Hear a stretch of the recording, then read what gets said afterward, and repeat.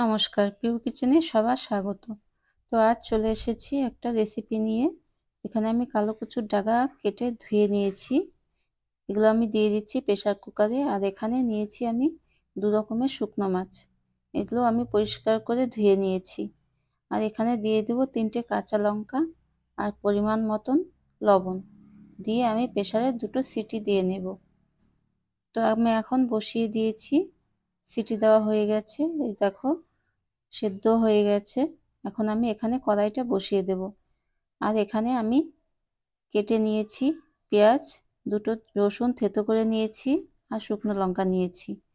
তেল দিয়ে দিলাম কড়াইয়ে।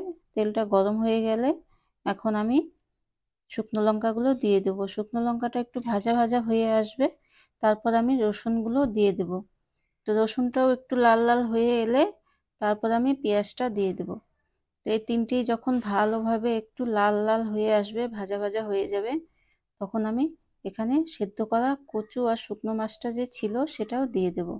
দিয়ে আমি এটাকে ভালো করে কষিয়ে নেব, ভালো করে একটু শুকিয়ে নেব। কেননা কচু যত শুকানো যায় ততই টেস্ট হয় খেতে।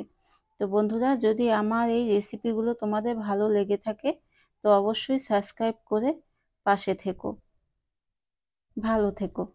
তো দেখো আমার হয়ে এসেছে কচু শাকটা।